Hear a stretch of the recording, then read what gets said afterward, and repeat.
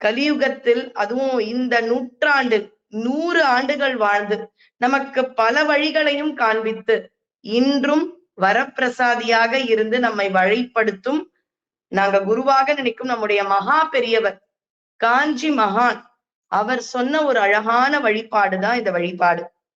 ஏதோ சில சமயத்துல நம்ம ஏதாவது ஒரு காரியம் ஒரு செயல் ஆரம்பிப்போம், என்னன்னே தெரியாது. நம்முடைய தீவினைகளா இருக்கட்டும், நம்ம நேரமா இருக்கட்டும், அதுக்கு என்ன பேர் வேணாலும் நம்ம வச்சுப்போம் இல்லையா?